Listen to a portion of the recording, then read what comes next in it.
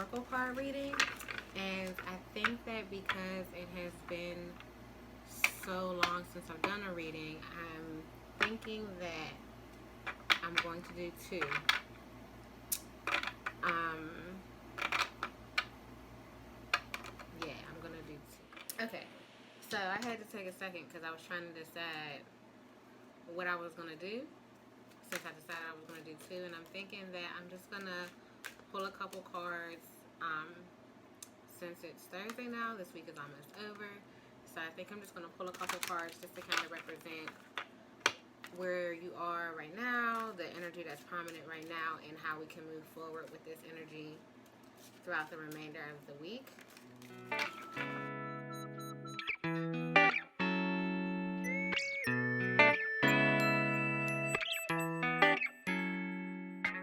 So this is what came out. Energy that's prominent this week. And then how to move forward in this energy.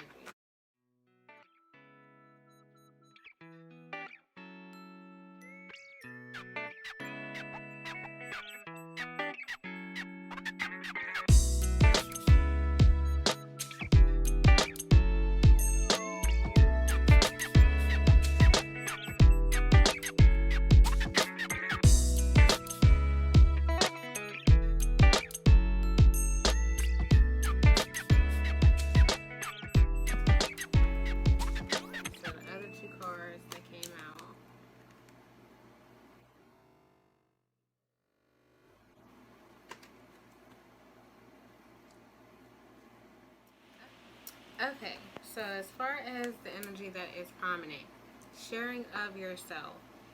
I made a post, it was either at the beginning of this week or maybe the end of last week, I don't really recall. But I posted something about being vulnerable. And what I'm getting from this is that you may have either been challenged or given the opportunities to show up in spaces or with people as your authentic, unique self, and dealing with the discomfort that comes with that idea, or dealing with the consequences or the consequences or the fallout of not showing up as your unique, authentic self, and having to bear the weight of that. And then also you may have received some glimpses or some intuitive insight about what could happen should you decide to be more vulnerable and to be more authentic and who you are, what you want to see in the world, how you being your unique self can facilitate the things that you want to see in the world, or in your community, in your job, in your family, whatever. How you have been masking that and how taking that mask off can then facilitate abundance and change around you. So that is the energy that's been present.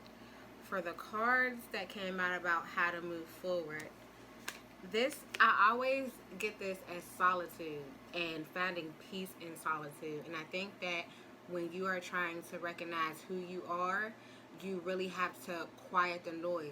You really have to shut out everything else and spend some time by yourself so that you can really understand for yourself who you are. Because with all the noise, like society is telling you who you should be, your family's values or the values of the people that are close to you that you care about may shape your sense of self in a way that's not wholly true. So it's important that you kind of cut out all of the noise, all of the distractions, take some time away so that you can get clear on who you are, what you want, how you can use the truth of who you are to bring about what you want. And the only way to really get that clarity and that understanding, that deep understanding, not just based on an identity that you've assumed and you just kind of stay with it. like, like, okay, cool. I guess I'm whatever. I'm gonna just stick with it. This is the role that I've kind of taken amongst my friend group. I'm gonna just stick with it. This is the role that I've always played in my workspaces. I'm gonna just roll with it. So this is about titties out. Okay, this I received these two cards as like taking the time away to really go deep within yourself to get your own truth so that you can share that and walk in that and be true to that, and also that we all want to be seen, we all want to be recognized, um, we all want to be valued, we all want to be validated. Those are normal needs, those are normal desires, right? But a lot of times we may look at other people and feel like they're not meeting our expectations, or they're not meeting our needs in the way that we need them to be met. And the truth about that is, like, if you do not show people who you are, they can't meet you and meet your needs adequately if they don't really know who you are and what you need. And there's no way for you to communicate who you are and what you need if you don't take the time to figure it out for yourself. Taking the time to figure that out for yourself is what's gonna make it possible for other people to see you and meet your needs. And then you have to be willing to do that. It's not always comfortable, but you have to trust that God will, and I said this in the post, by the way, you have to trust that God will provide you with the space and the opportunities to have your needs met adequately and in a safe space that's not traumatic, or that's not violent, or that's not oppressive, or that's not marginalizing, it's not exploitive, it's not going to end poorly for you.